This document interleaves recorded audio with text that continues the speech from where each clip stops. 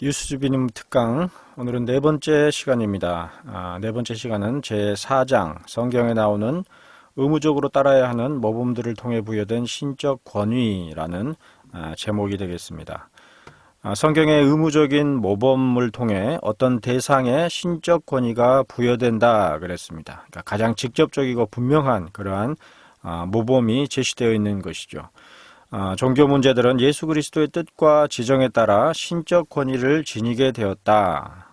그리스도의 영을 통해 그러한 모범들이 성경에 기록되었고 그 모범들을 따르도록 성도들에게 제시됐다 그랬습니다.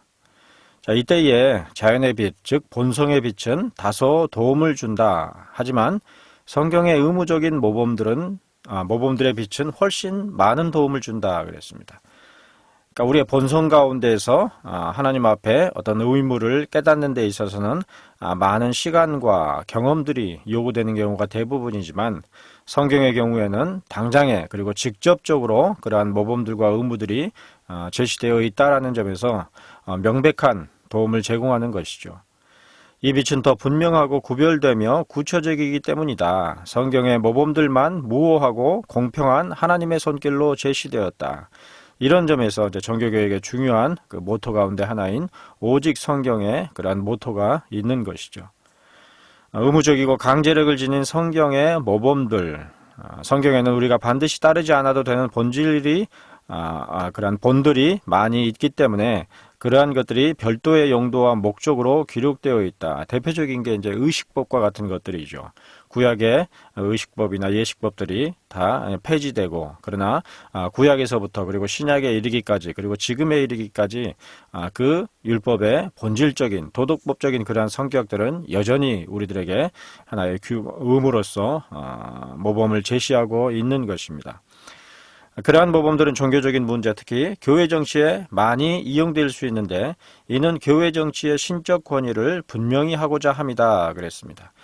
그러니까 이러한 문구들에서 알 수 있듯이 교회 정치라는 것은 교회의 구성원들이 각자의 의견과 견해를 가지고서 서로 조율하고 중재하는 그런 성격이라기보다는 하나님의 말씀에, 즉 성경에 나오는 의무적으로 따라야 하는 모범들을 통해 부여된 그런 신적 권위가 무엇인지를 규명하고 그 의무에 따르도록 하는 그러한 방식이 교회 정치죠.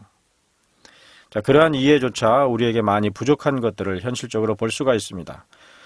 그래서 일부 사람들은 이 모범들의 강제력을 강력히 반대한다. 지금도 마찬가지죠. 장로교회 정치의 방식이 그저 장로교회만이 유일하게 옳은 것이다. 그러한 주장을 하는 것이 아니고 하나님께서 성경을 통해서 제시하신 그러한 교회 정치의 방식이 무엇인지를 상고해 보았을 때에 그것이 장로교회 정치다. 자, 이러한 방식으로, 그러한 유스디비늄의 방식으로 장로교회 정치를 소개한다고 할 때 현실적으로 심지어 장로교단들 안에서도 강력한 반대에 부딪히는 경우들을 볼 수가 있죠.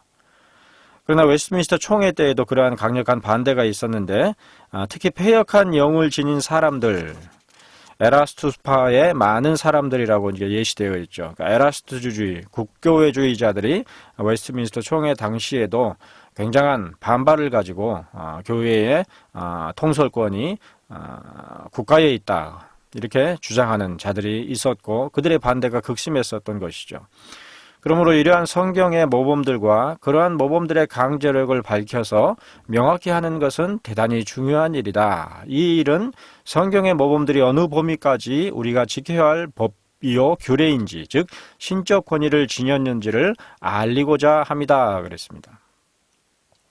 자, 이러한 방식으로 성경을 이해하고 접근하는 그러한 태도가 갈수록 찾아보기 어렵게 되는 것이 현실이죠.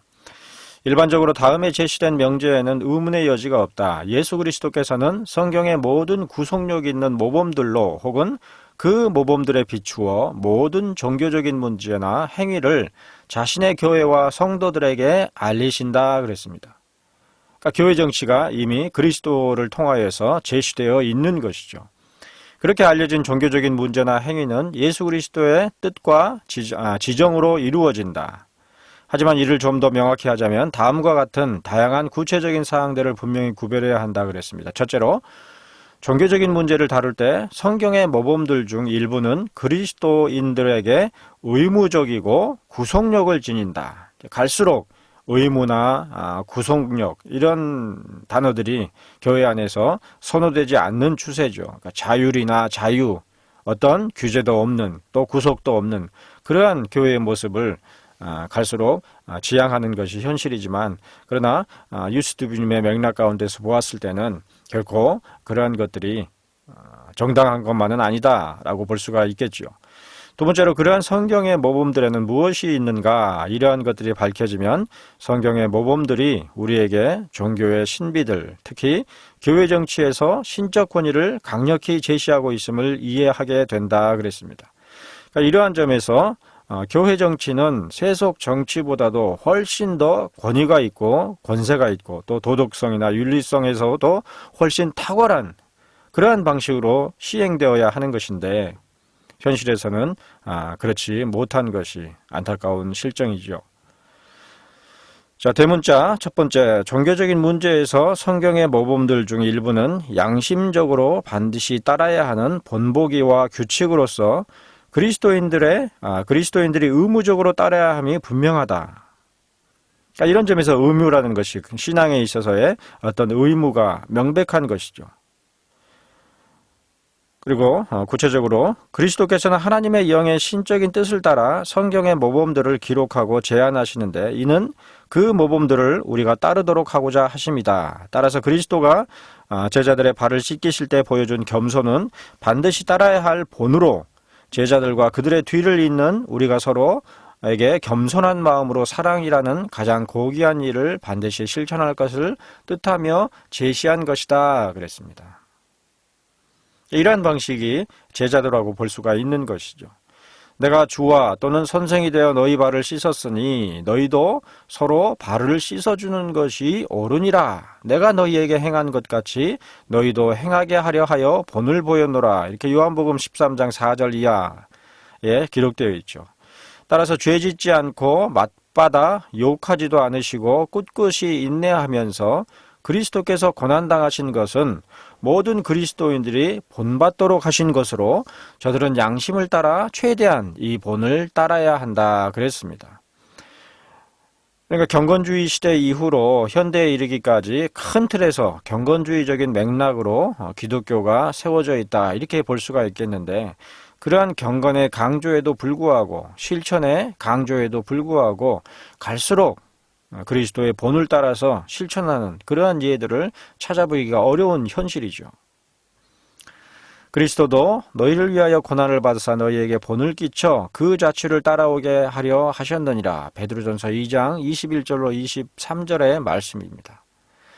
그러므로 사도는 고린도인들이 가난한 성도들에게 베풀 때 실제로 그들 자신들이 가난해지는 지경에 이르더라도 그리스도의 본을 따를 것을 간절히 구한다 그랬습니다. 고린도후서 8장 9절 말씀에 우리 주 예수 그리스도의 은혜를 너희가 알거니와 부유하신 이로써 너희를 위하여 가난하게 되심은 그의 가난함으로 말미암아 너희를 부유하게 하려 하심이라 그랬습니다. 자, 이러한 말씀을 직접적으로 실천하기 위하여서 주후 1세기부터 한 3세기, 4세기에 이르기까지 많은 그리스도인들이 자신의 가진 것들을 다 정리하고 팔아서 가난한 자들과 나누는 그러한 실천과 모범을 보였는데, 오늘날에는 그러한 예들을 거의 찾아볼 수가 없죠. 그저 인생의 말미에 이제 유산을 상속하는 것과 같은 그러한 형태로 교회에 기부하는 그러한 경우는 있어도 자기가 살 그러한 나날들이 많음에도 불구하고 자기의 것을 팔아서 가난한 자들과 나누는 그러한 모범들은 거의 찾아볼 수 없는 것이 오늘날의 현실인 것입니다. 우리가 따라야 할 모범으로서 그리스도의 본 외에도 초대교회 사도들의 본들 역시 기록되었는데, 이는 후대에 우리가 비슷한 경우에 처했을 때 반드시 따라야 할 구속력을 갖는 모범들이다. 그러니까 예수 그리스도께서 직접적으로 모범을 보이시고 알려주시지 않은 것들이라도 그의 제자들인 사도들에 의해서 가장 직접적으로 이행되고 또 실천되었던 그런 모범들과 가르침들을 볼 수가 있어서 그것을 통해서 그리스도께서 무엇을 우리에게 가르치시고 모범을 보이셨는지를 유추할 수 있고 또 그를 따라 실천할 수가 있는 것이죠. 다시 말해서 초대교회의 사도행전은 뒤를 잇는 교회들의 규칙이 되도록 기록된 것이다. 그러니까 사도행전은 복음서가 아니죠.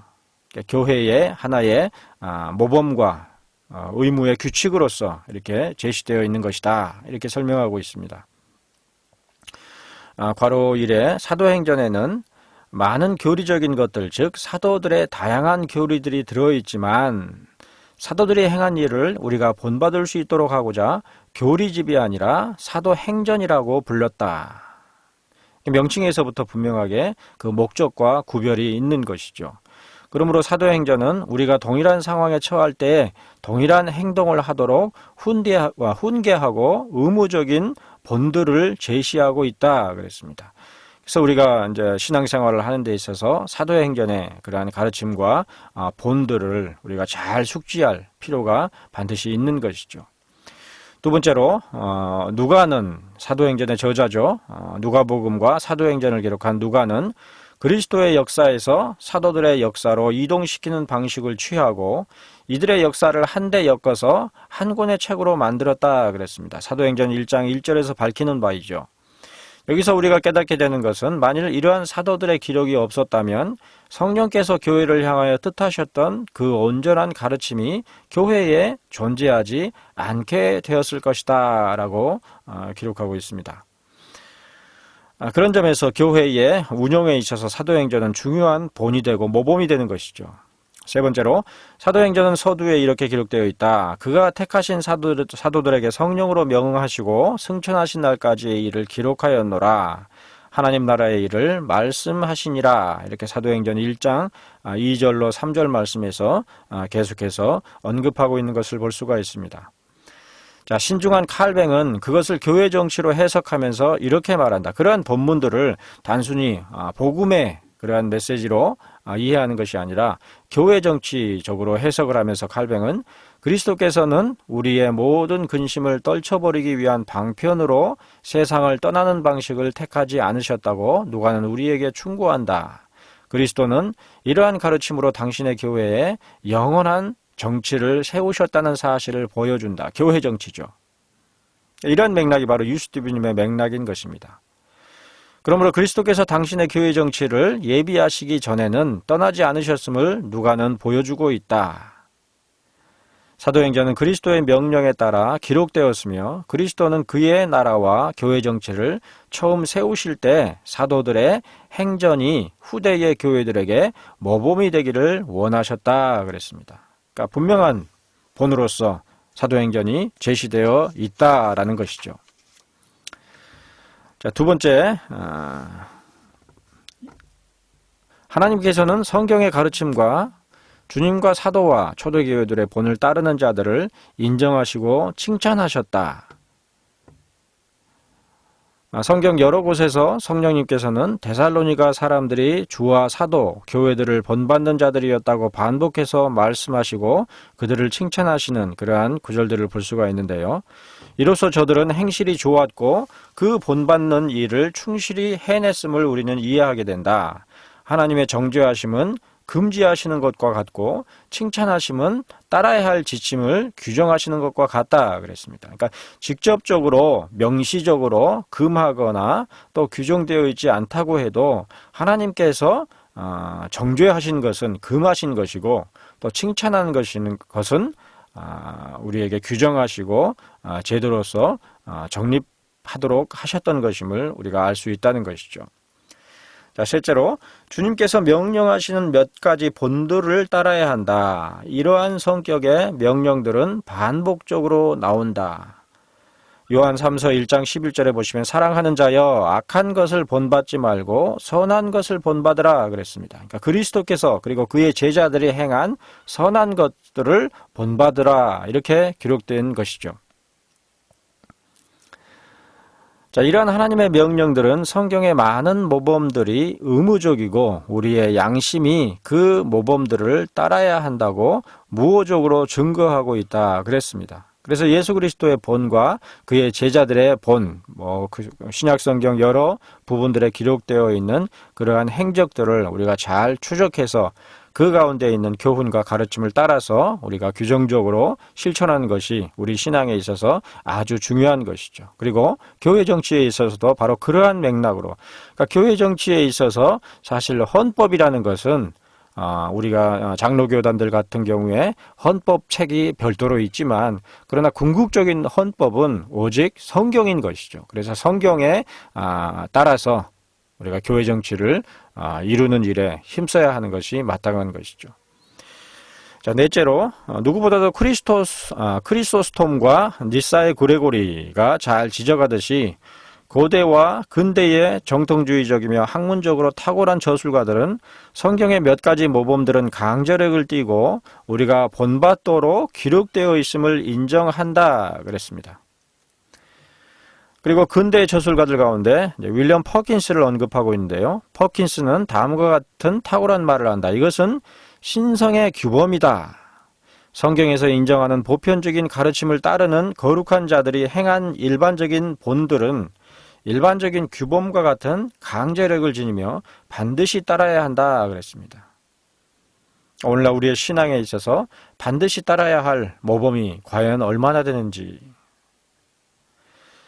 마지막으로 교황과 고위 성직자와 같은 적대 세력들의 신앙 고백서에서도 성경의 모범들이 본질적으로 강제력을 띈다고 인정한다. 그러니까 이우스 두비늄이라는 이러한 개념이 종교개혁 이후에야 비로소 등장한 것이 아니라 이미 로마 카톨릭 안에도 늘 깊게 배어 있었던 것이죠. 따라서 모든 면에서, 다만 그 해석에 있어서 어떤 것이 신적 권위를 가진 것이냐, 그 해석에 있어서 종교개혁의 정신과 다른 점이 있는 것이죠.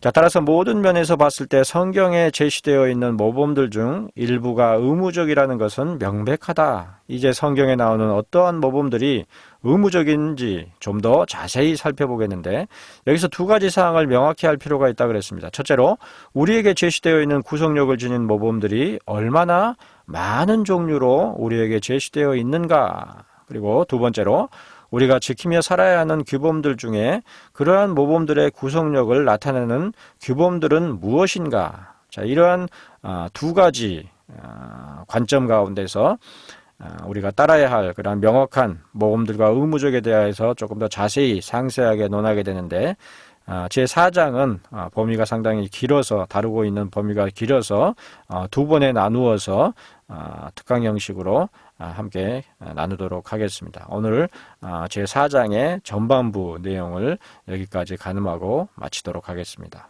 감사합니다.